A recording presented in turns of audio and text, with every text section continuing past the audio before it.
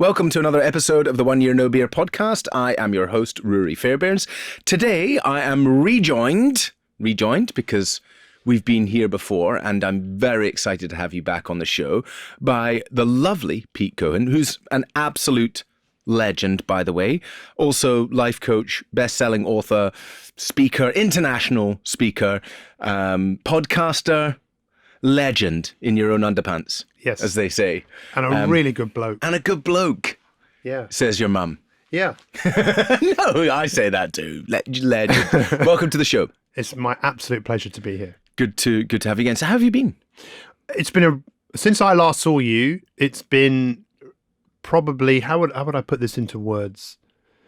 You know that expression, your biggest test is your biggest testimonial. Yes. Have you heard that before? Yeah. Would you agree with that from your own kind 100%. of life? I more look at it like I can't wait for the TED Talk.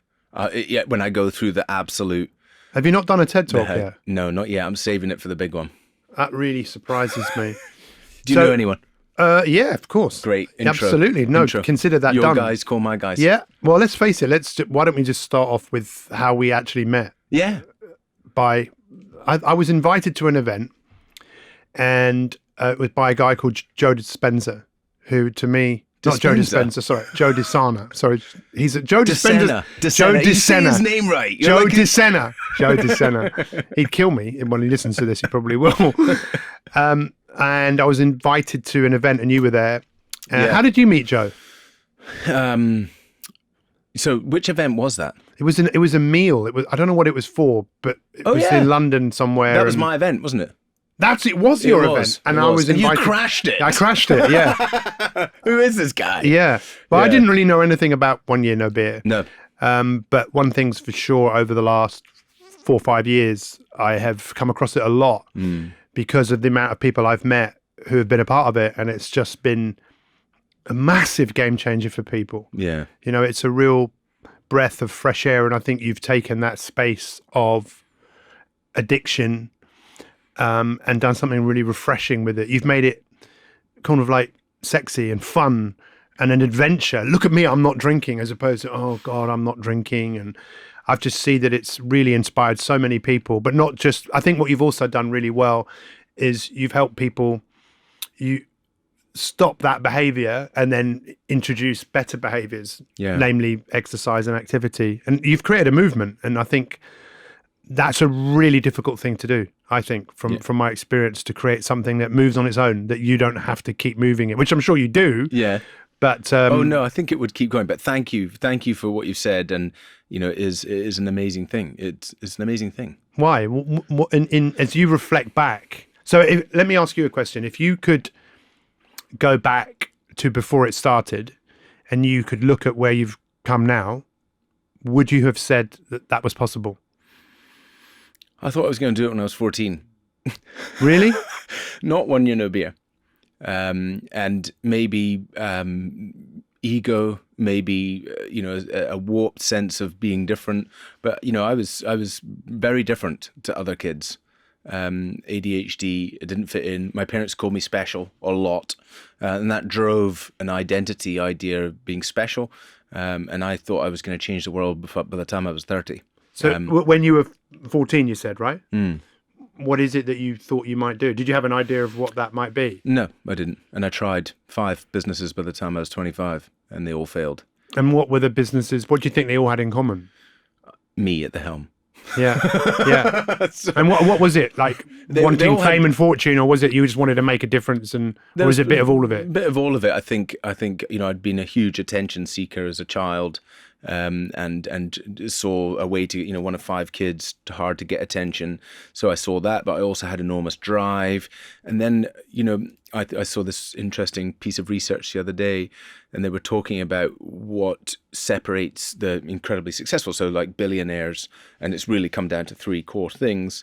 The first being that they have a superiority complex. And so, yes, feeling different and like I was better than everyone else in a way, I guess. Yeah. 2, they're incredibly insecure. Yep, 100%, incredibly insecure. And actually those 2, although seem opposites of each other are both drivers of a similar sort of type behavior. And then the third one, and the reason why I'm not a billionaire yet, is impulse control. And that's something I still struggle with. So, that's funny how we talk about Joe DeSena, because he's a founder of Spartan Races, for people that don't know who he is. And I met him in Orlando. We were both speaking at an event, and it was hilarious because at the end of this event, there was about 16 of us sitting around a table, all telling stories. And I've got some great stories, but Joe's stories, they're another level. were just another level. Yeah. Like, cleaning swimming pools when he was a young boy. You've heard the stories, Well, right? the mobsters. Yeah, the mobsters, and that someone, a dead body coming out in a car pit that was exactly. rolled up, and he's thinking, hang on a second, I can't rival these You're stories. the only pool guy that we can trust because you've seen dead bodies, so you're now part of the... You're part of it. You're part of the firm. But what he taught me was, like you, it's work in progress, that whole delayed gratification. I think when we look at what makes a great human being, in terms of fulfillment and success, I think it is about our abilities. It's temperance. It's like, if there was a door to the good life, I would say there's a few key elements, and one of them definitely is self-control. Yeah, so exactly. let's just go back. Self-control, self-discipline. Yeah. And he's such a big proponent of that, and teaches it in great ways. He uses the whole physical element and the pain element and things like that to go into it. Well, we made a TV program called Everyday Spartans, and there was, I think, 8 of us, and we went to, it was sponsored by Rakuten, and we went to Mount Fuji, and we climbed Mount Fuji with a 20-kilogram kettlebell. Yeah. Which was... I've seen that. I've seen it. Yeah. It was amazing. It was ridiculous. It was great. It was great to climb Mount Fuji and see the sun, because it's, Japan is the land of the rising sun. And then to go to Vermont, where Joe lives. But, when you spend enough time with people, you get to see what people are all about. And Joe is all about, you just keep going and you fight for what you want. And 100%. He's been a massive inspiration to me. But I just let's go back. And when you said, if you could go back now and I could have shown you what you were going to do with 1 year no beer, would you have done anything differently? Oh, well, yeah, I'd like to get started on it sooner. I could have helped a lot more people by getting started on it sooner, I guess. Yeah. But I mean, all of it is part of the journey. You know, I needed to go through all of those things in order to get there to that spot. So I'm grateful for it all, and I'm grateful to be here today, and I'm grateful to have the business that I have that is impacting people's lives in the way it is. And, it's been incredibly tough. I can't wait to hear about your last year. But this last year, we've transformed the business. And now here we're looking to go into our next leg of growth again. I now see such a bright future again, which has been hard, because not seeing a bright future in your company is tough. It's very difficult in your mental health and things like that. But so back into this incredibly bright future, but also... I got to that point where I was very tested. It was at the end, and I was there going, why am I doing this? It has taken more from me than it's ever given me. And I'm at my end here. I don't know why I'm doing this. And in that searching, as I look forward, I was like, well, hang on a minute. What am I here for? What is it that I want to do with my life? And when I looked at all the boxes of helping people is so key to who I am as a human, that having an impact in the world, speaking, inspiring, leading by example, forging a new path, like challenging the status quo and disrupting the norms and the beliefs with better science, better concepts, better products, better programs. Well, that's what I want to do with my life. I just want to spend my life doing that, nothing else. Well, I'm in the vehicle, so it doesn't matter what happens to the revenue or the people or the staff or the anything else. I'm doing what I was put on this planet for. So just keep going. So what is that? What were you put on this planet to do? This. So what's fascinating when you said that, because it sounds like you got to a point of almost giving up. It just reminds me of that story, 3 Feet from Gold. in Think and Grow Rich, where that guy Yes. Charles Schwab, literally finds some gold and then it all dries up, and then he gives up, and Right before the seam. Yeah, and then he sells the equipment to some bloke down the road, and the bloke down and he goes down and he finds the biggest vein of gold that had ever been found. Yeah. But what's fascinating about Charles Schwab is that he then used that as a driver to build, I think, the biggest insurance brokerage in the world at that time. But it is interesting, isn't it, how that is so easy to give up. And if you just keep going, then all of a sudden, it sounds like it's hard to know when to give up, I think, because I've heard, I mean, I saw a quote from Richard Branson which said, if you're not having fun, go and do something else.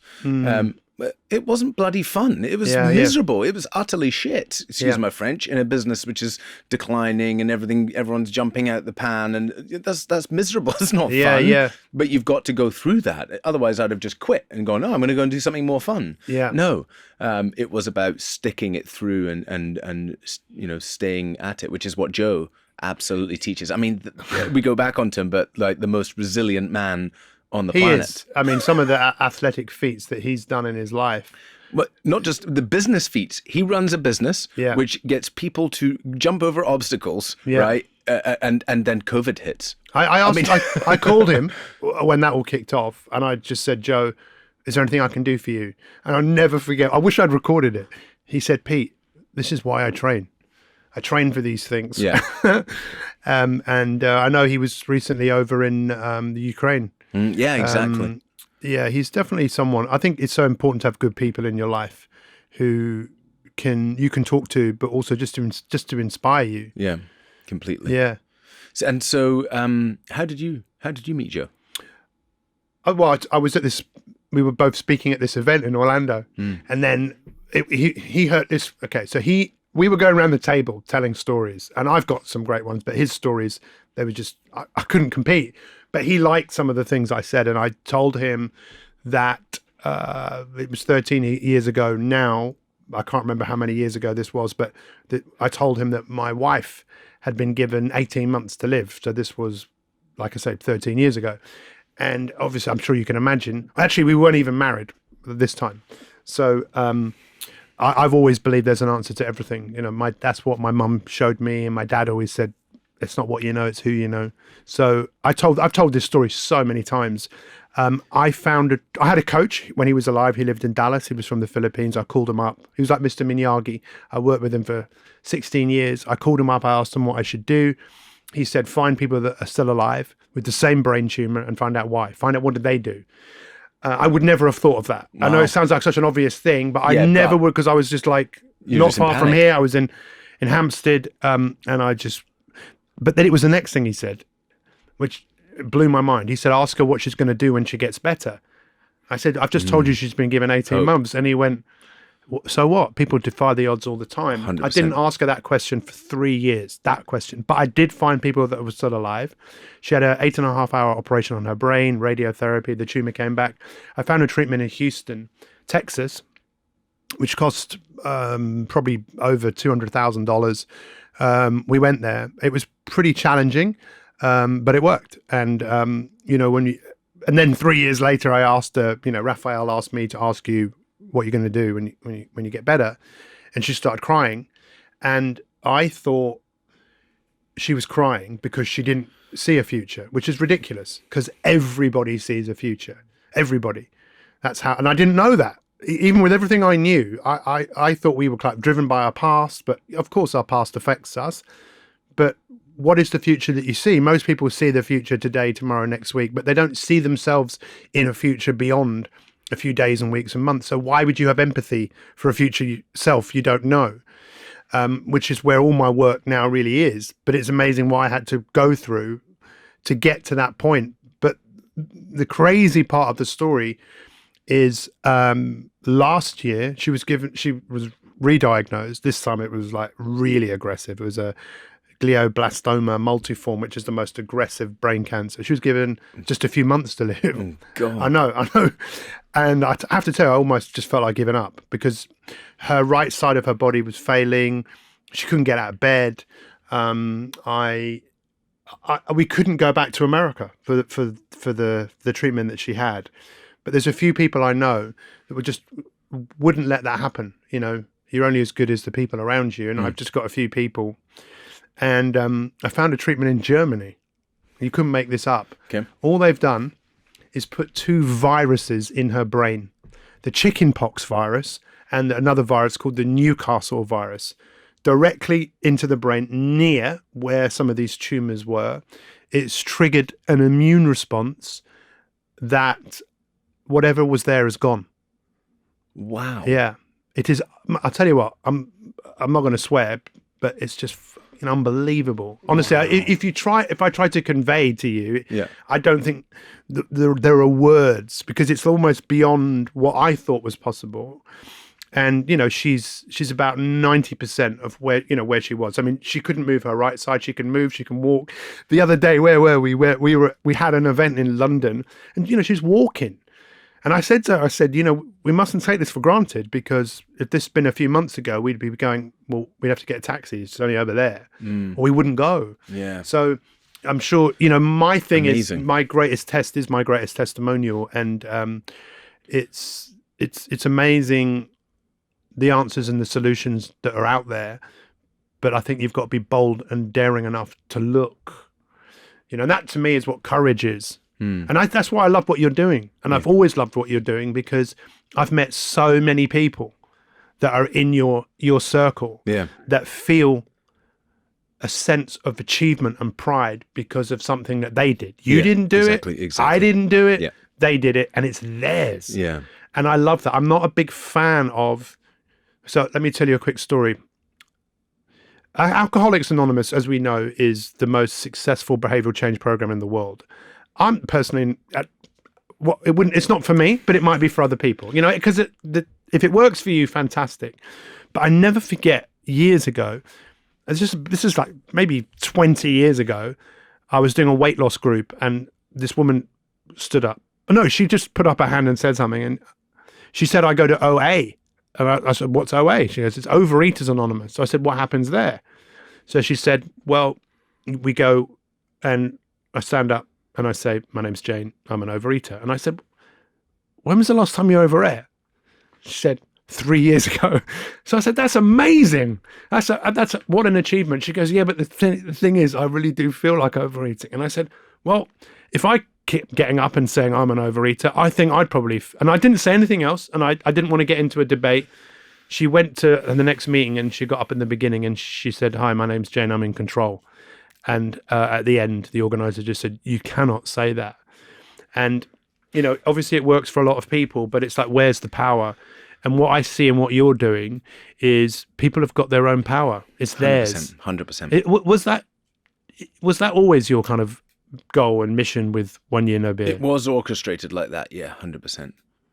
It was orchestrated on the back of positive psychology and all of the understanding. Because Andy, who I originally set it up with, he'd done a degree in positive psychology. I'd been studying this stuff since I was 12 years old.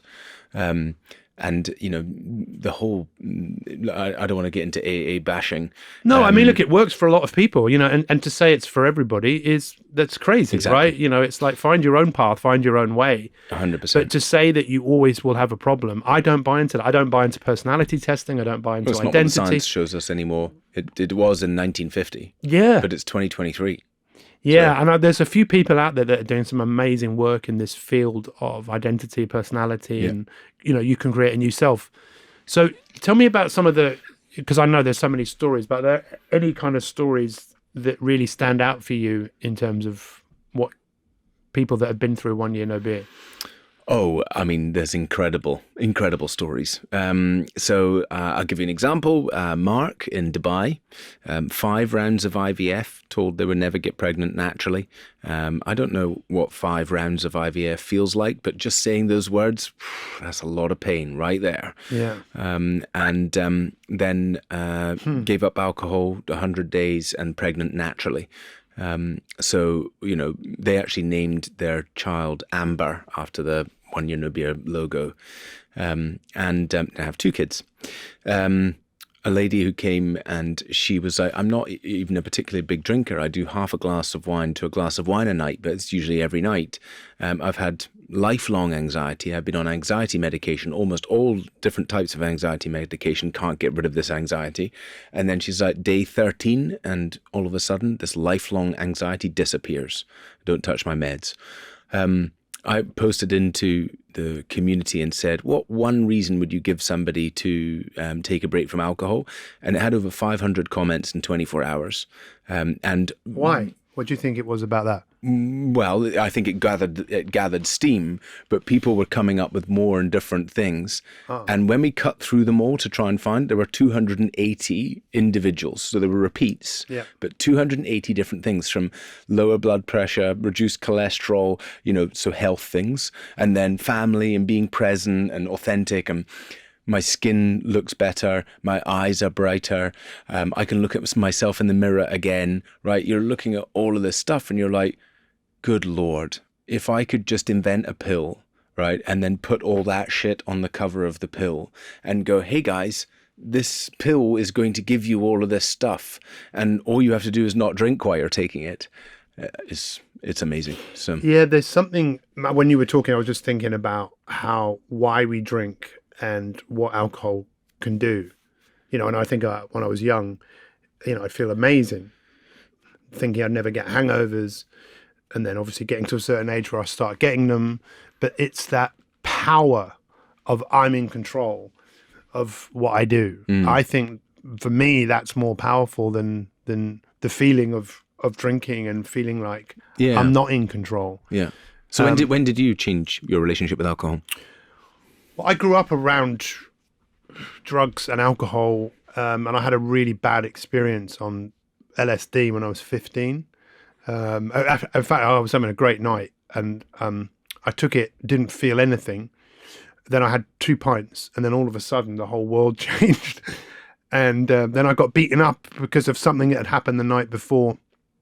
And that really kind of gave me a different spin on drugs, because I took it again a year later and I regretted taking it, and that was not a good idea. And it always put this thing of I don't want to be out of control. And alcohol and all these other types of things that we can do, there's always that danger of, I don't really know what's going on and I want to be in control.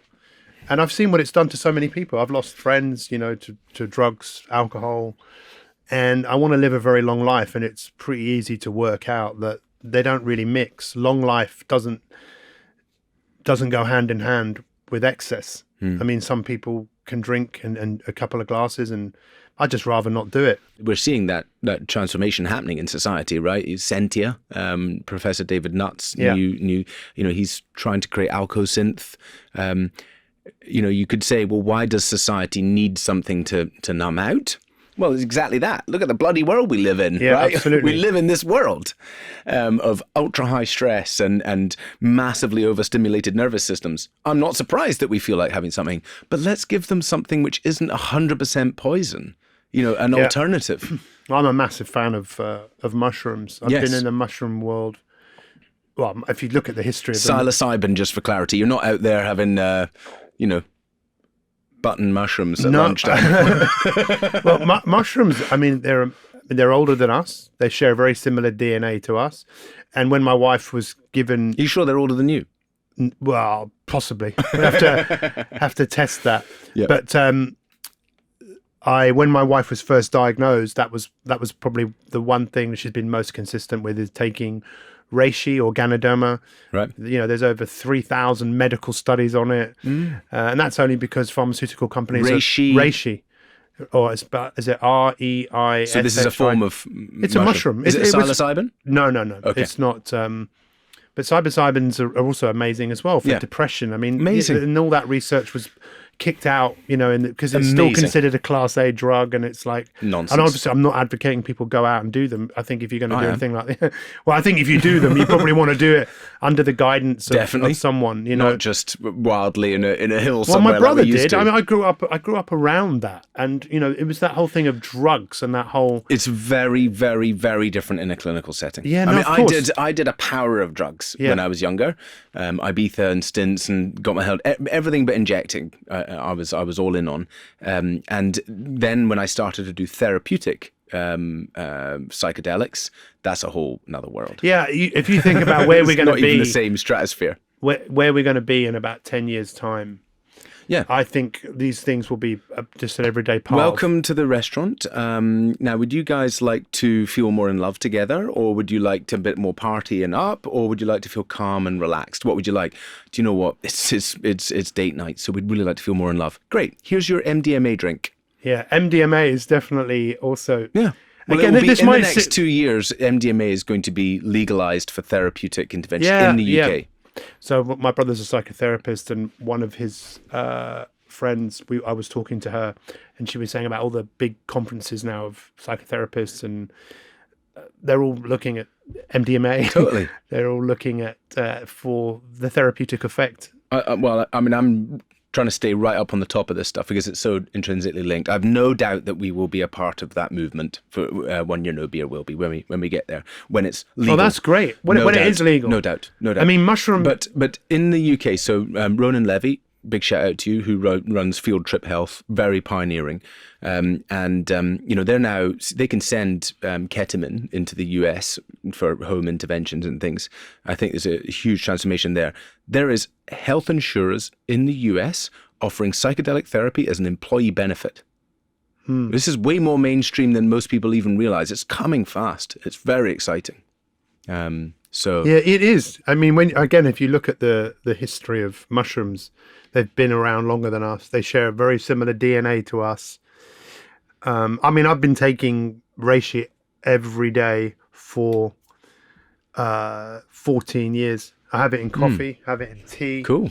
And I've had 2 colds. I did get COVID in December, but it's so good for you. Yeah. I need to these check out this reishi. Well, these adaptogens, this particular mushroom was reserved for the emperors, and many of the emperors in China had over 1,000 mistresses. So if you've got over 1,000 mistresses, yes, wow. Anything in nature sounds like that's a headache. Yeah. Anything in nature that's powerful. No, I'm joking. Love your wife. But the funny thing is that if you were caught with it, the first offence they'd chop your arm off. Second offence they'd chop your head off. But there are just things out there. But it definitely requires people to look outside of the box. Yeah. And that's one of the things I really encourage people to do, just to look at things and not be curious. Be curious, and don't listen to the freaking rhetoric that we've been told, because most of it is bullshit. It's bullshit around alcohol. It's bullshit around the concept about drugs, war on drugs, what drugs are right or wrong, and all of this stuff. Challenge it. Challenge those norms. But here's my experience. I have done hundreds, possibly thousands of hours of therapy since 6 years old, right? CBT, psychotherapy, psychodynamic therapy, you name it. I've been put into this therapist and this counselor, right? I've done so many hours of talk therapy, and nothing of the past comes anywhere near as close as one experience with psychedelic drugs. I'm going to compare it like this for a second. So at the German Neuroscience Hospital, with a brain EMDR unit on my head, monitoring my brain waves at the highest level we can, with ketamine drip in my arm, with a psychotherapist that I have spoken probably about 8 hours about my life and things like that, and we're going targeted to some specific traumas, right? So we've discussed it, and she's guiding me, and there's some music on and everything else. I'm going to compare it like this. It's basically the mental version of this. You've had your arm cut off. It's just cut off like this. You can see all the drama happening, right? But you can't feel it. Now, you know psychologically that it's painful, but you're looking in at all the detail and technicolor. That's what it's like emotionally. There's no barrier that comes down. There's no, I can't go there and everything. I even knew in moments that I was bawling my eyes out at incredible shame. I could feel this enormous shame, but I was in it going, wow, look at this shame that I'm feeling. It's no comparison to traditional therapy. Yeah, no, I came across these, what would you call them? These sessions that people do. Psychedelic therapy? Yeah, just the therapy set. Yeah, the psychedelic therapies with people who knew they were going to die. Yeah. And the impact that had on them, making peace with death. And, there are so many powerful things in nature that have been rubbished and poo-pooed. And it's amazing when you open your eyes. So I saw a documentary the other day about a study that was done here in London with psychedelics. Yeah. And you could see the impact that it had on many of these people. The sad thing was that they just had the therapies and that was kind of it, when really you could see that they could have done with a few more sessions. But it's amazing the subjects that, when we just start talking the subject, we go to the things that we're passionate about. What is it that you're really, really passionate about? Helping people. But in a way, I think that core part, helping people and disrupting or trying to challenge the traditional thinking, and think about it from a different perspective, and then use all my resources. Use all of my resources, all of my skills or understanding, tenacity, drive, to try and forge that new path. So I think that, and I can see psychedelics are being disruptive and the future of it being very disruptive. And I think also but technology is going to play a part in that piece. And I think lots of exciting developments there. What about you? In what sense? What am I passionate? drives The you? same thing as I'm passionate about helping people look to the future in such a way where they're inspired and they're excited. It seems to take a disaster, a crisis for people to change. And many of these things that we go through is great in terms of who we can become on the back of it. You think people need to hit a rock bottom? And not necessarily, but then I think it can be quite helpful to get to that point. I just like it where you see people who get up every day and they're excited about what they're going to do. And that's inspiration. The difference between, motivation is what's moving people. We know what tends to move people is a crisis, a disaster, prognosis. But unfortunately, when people get out of a crisis, they tend to revert back to an old familiar story of who they are. I like people reinventing themselves, creating new identities, new personalities, saying, a personality is all basically you're saying yes to. What you're saying yes to, you're saying yes to what you think you are. But there's been some amazing studies. There's Professor Daniel Gilbert. He talks about if you got humans to stop and think, look at what you've done. Look at who you were. You'd look back and think, hang on, you are not the same person. Yeah. But how much of that was done just by reacting to life as opposed to a direction? Conscious choice. Conscious. I am, when I was thinking about this, about, Gandhi, be the change. Oh, I've seen you've cited that. What did he mean? Yeah. Be the change that you want to see in the world. What did that mean? For me, what did it mean to you? Because I lead by example, absolutely. Yeah. I think he knew who he needed to become. Yeah. It's like when Martin Luther King said, I have a dream. It's like, well, he saw the dream. He saw himself in the future. He was prepared to reinvent himself. In fact, MLK said the most important question we should be asking each other is, what can I do for you? Yeah. How can I help you? And that to me gets me up every single day. What can we do? Yeah. Because that energy to me is that childlike energy of creativity that I just love that. I think I would die very quickly if I wasn't choosing to be expressive. Yeah. And I say die, I don't necessarily mean death. But I just go downhill. I become very depressed. But you said that people, it helps, or it creates significant change for people to reach into a rock bottom. But how does somebody create change without going there? Like if they want to create change, they know that alcohol's showing up too much in their life, or they know there's these problems. How do they find that way to make change? Well, I think the first thing is to probably hang out with some people that have got similar aspirations to you. Get a coach. Yeah, a coach, or just anyone who's just excited about what we can do. Yeah. Okay, think about what we did when we were young, right? Mm-hmm. Even though we went, your background and mine is very similar. I hated school. I've got 1 GCSE. I don't have English and maths. School to me was just a waste of time. It's just an absolute waste of time. I felt massively insecure. But despite all of that, I would still want to go out and play and do things and just, not stand still. Mm. I'm very fortunate that, mobile devices didn't exist when I was a kid, because I think I would have really struggled with that. I'm very easily influenced. I'm very easily swayed. But I suppose... Do you want to go to the pub? Yeah. No, because already I could see how that might turn out, which would be ugly. And then I know tomorrow morning I'd feel like shit. And I get up at 4 every day, so that ain't going to happen. Well done for putting that forward then. Yeah, I can do that. I can think about the consequences, and you know, I'm 53 this year, and I'm aware that this has a limited time, and I'm just thinking, what can I do with the time I have? It sums up that line in Lord of the Rings, I think, when Gandalf says to Frodo, it's not about the time, it's about what we do with the time, and I just want to make the most of it. Yeah. What about you? What do you want to do with the rest of your life? So being at school, what do you want to do when you grow up? What do you want to do with the rest of your life? Yes, sun myself. Well, I already am sunning myself in the lovely Mallorca. No. I mean, genuinely, what I am doing. The only part I would add on to that is I really believe that technology will play a part in helping people change their relationship with alcohol faster and earlier in the journey. Yeah, and I want to go down that road. If I have this phrase that prevention should always swim upstream. And so if I want to swim further upstream, then for me, it's like, how can I be at the moment that somebody questions their relationship with alcohol, right? So maybe it's the Saturday morning Deliveroo driver. Hey, are you feeling a bit hungover today? No, it's a joke.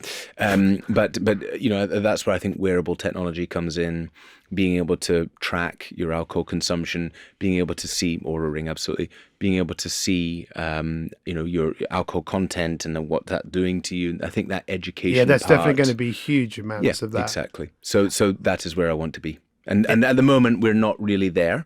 We're not doing that piece. But I'm sure you'll make your move, and when you do make it, be the right time, because I still think we're at fairly early day. You've got an Oura Ring as well, yeah? Yeah. Well, we use Oura Rings now in our high-level coaching program. So we have a really cool program.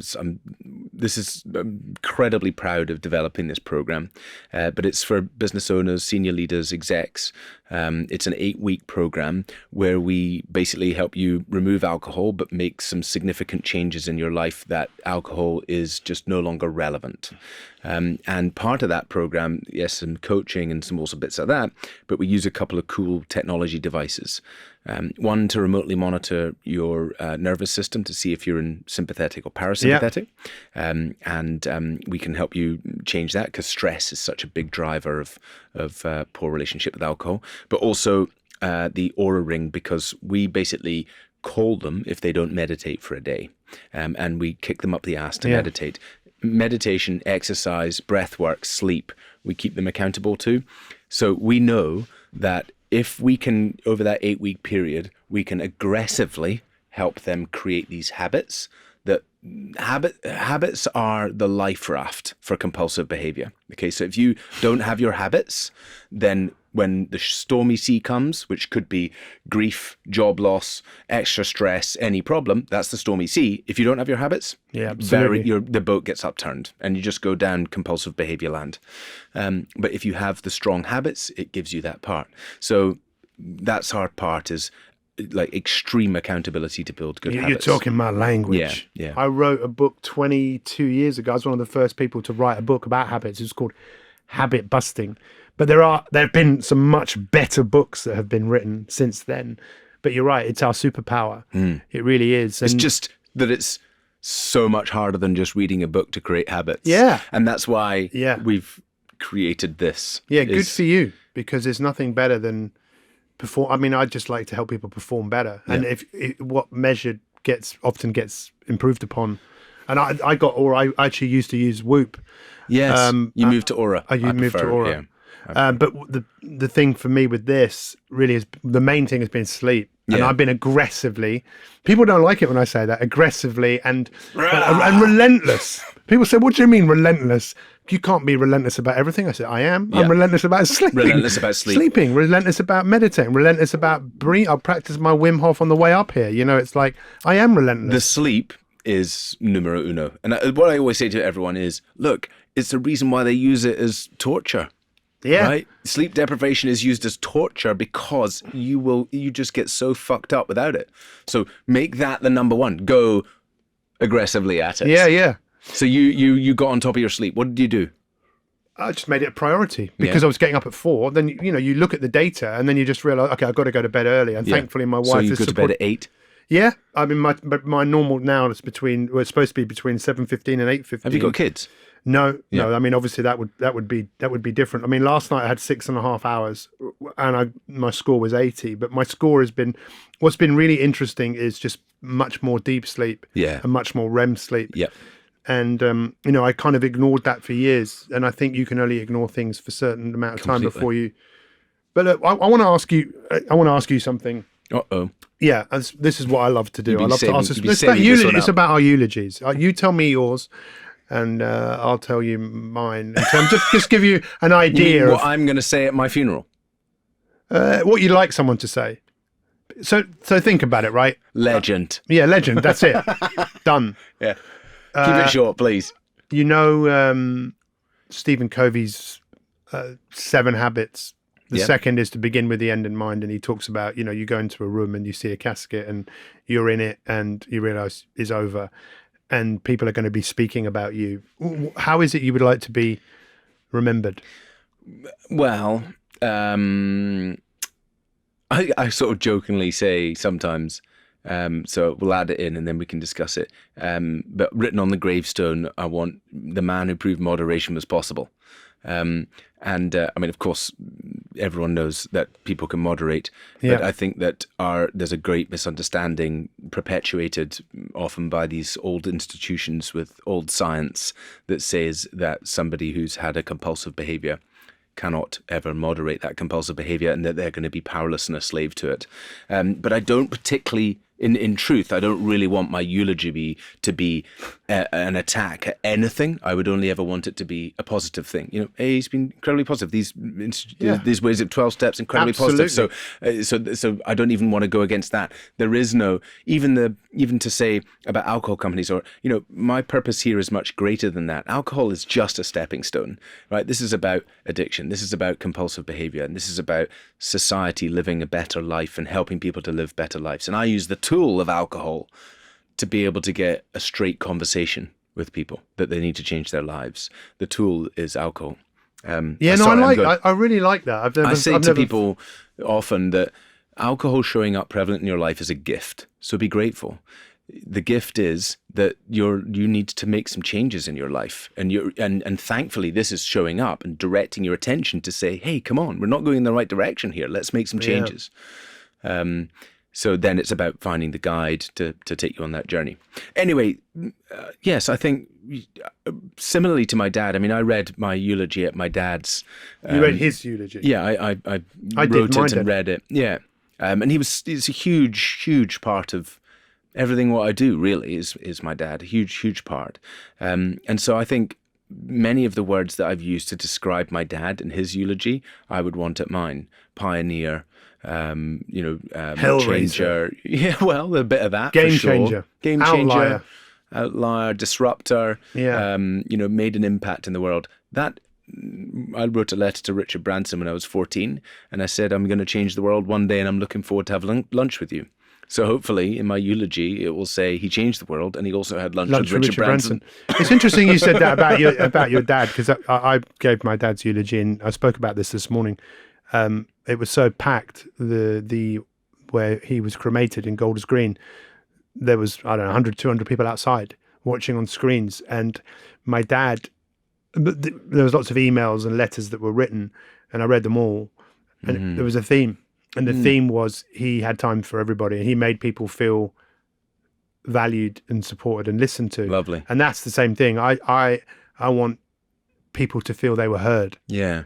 They felt included. Yeah. I mean, in a world that is so divided, but yet is so connected, there's so much disconnection. And we've got a minister of loneliness in our British government. I mean, what's he doing? That must be a lonely job. Boom, boom. It's like, let's just we have a minister of loneliness. Yeah.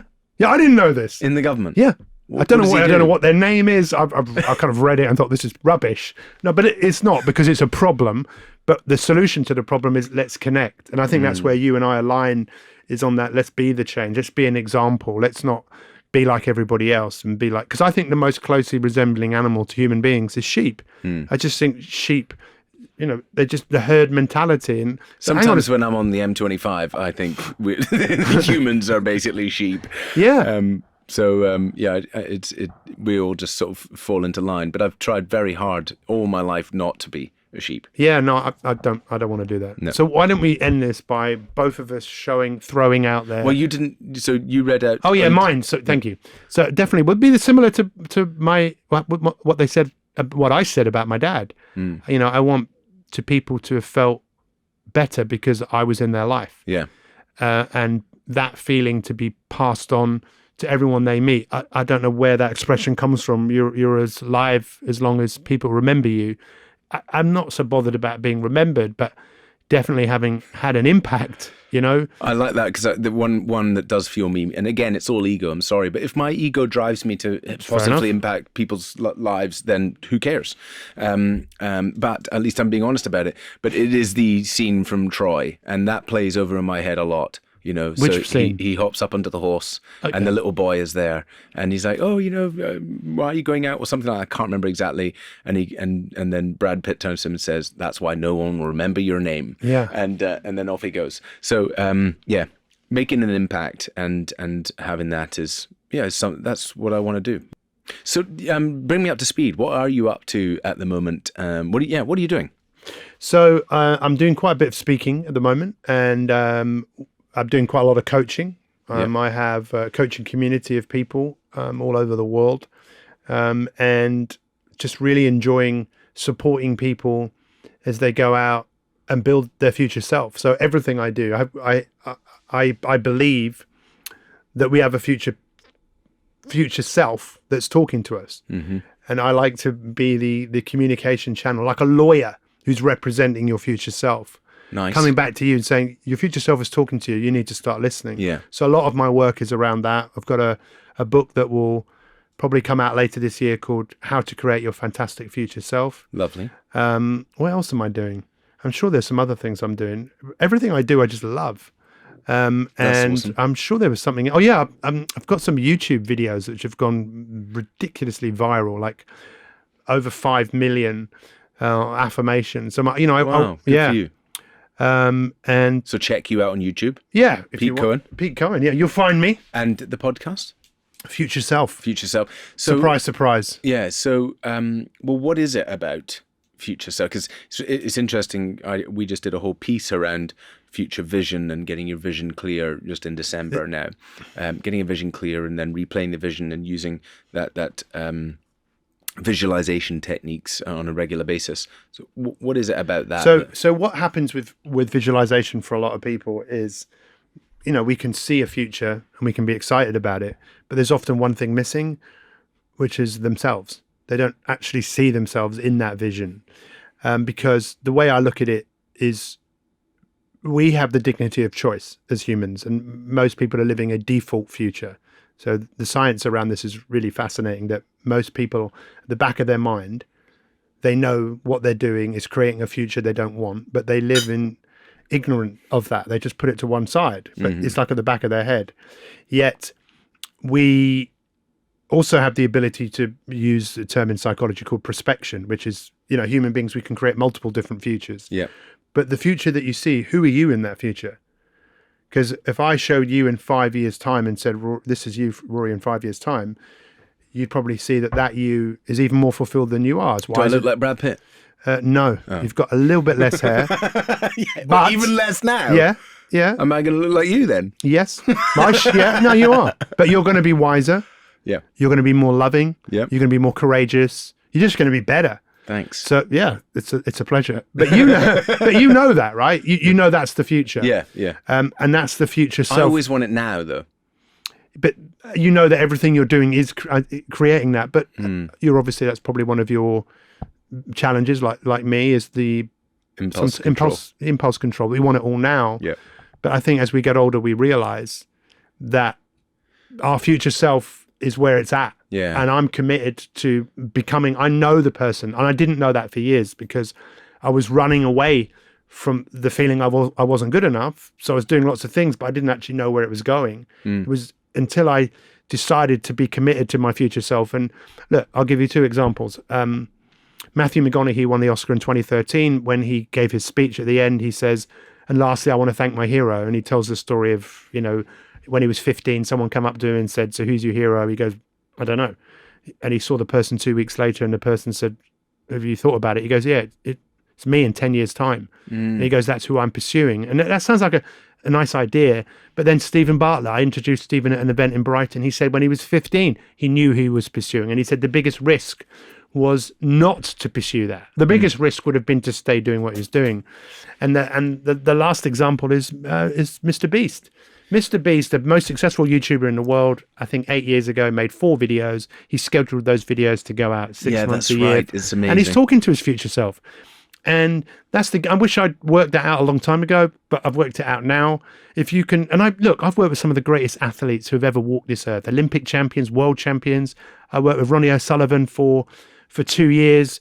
And when he came to see me, he wasn't in a good way. He was really not in a good way. He made an appointment to see me for 2 hours. He stayed with me for 3 days. And after a couple of days, we started talking about, okay, well, what do you want? We wanted to win again, right? So I said, how would you know you'd won? And he looked at me like I was mad because he could see he's holding the trophy again. And then I said, "Ronnie, that's not you. That could be you. Do you want to become that person? Then we got to start certain behaviors and we got to stop certain behaviors." And one of those stops was alcohol. One of those starts was exercise. And he's very, very, very, very consistent. And he can moderate, but he has to be careful, like most people. And his number one non-negotiable is running, and he's chasing down his future self. I need to get him on the podcast. Yeah, well, I'll let's do it. But that's amazing. And the concept of chasing down your future self. So is there a practice of recreating this future self that you envision? Yeah, What's the of practice? course. Well, this is what I've been working on for a long time, and I think I'm blowing my own trumpet, but I think I'm I'm pretty amazing at helping people go track, chase, hunt, pursue their future self. There's a number of different things. We've created a couple of really simple meditations. One is that you actually go on a train and you go and meet your future self. And some people, it's difficult for them to see it to start off with. But if you kept doing it, this is the great thing about our imagination. We can come up with ideas and we can make them happen. There's another exercise. It's so obvious. Someone said this to me once. They said, imagine that you go in a car and you're taken somewhere and the person who's driving says, "You need to get out here." And there's a big concreted area. And he said, "You just need to walk over there because there's someone over there that wants to meet you." And as you start walking there, you realize there is someone coming towards you. And you look at that person and you think, hang on, that person's a bit familiar. Oh my God, it's you in the future. And you can talk to your future self. What would your future self say to you? I'm sure I'm not the only person, but we all know that voice that we all have, the voice of whatever people want to call it, shadow, the chimp. But for me, that's the path of resistance. And we always it never sleeps, it never wanes, it's always there.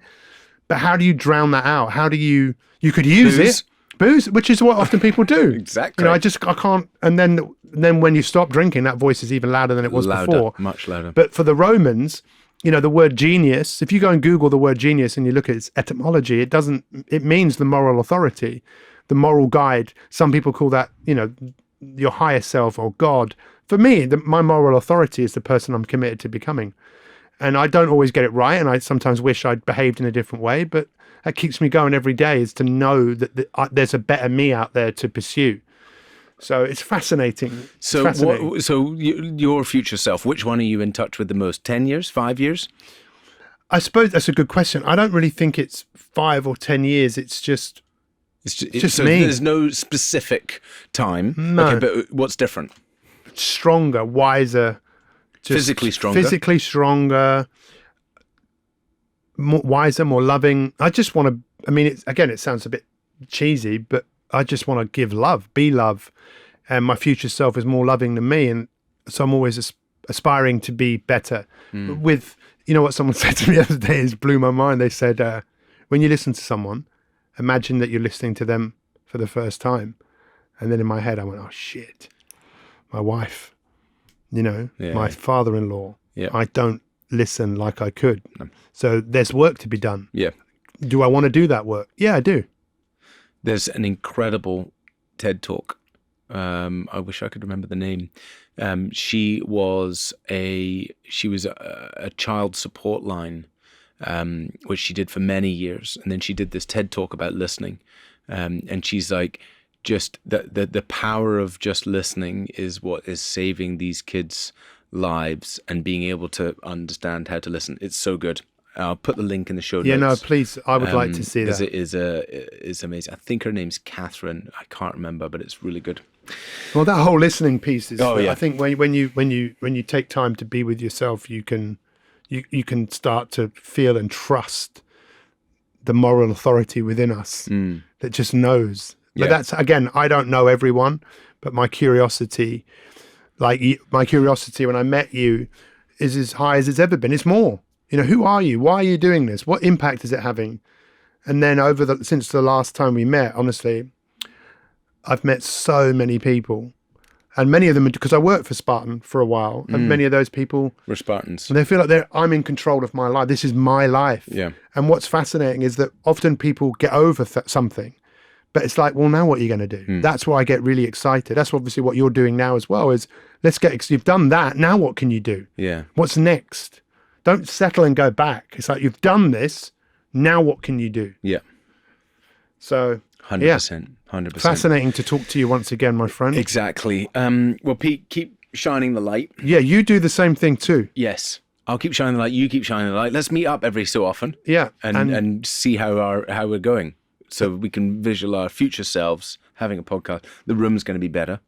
Oh, it's a pretty good room, though. I like it. I like it. Maybe same room. Same room. Same room, time next but year. better people. Yeah, with you and I not here. Thank you so much for coming on the It's a pleasure. podcast. Thank you. Yeah.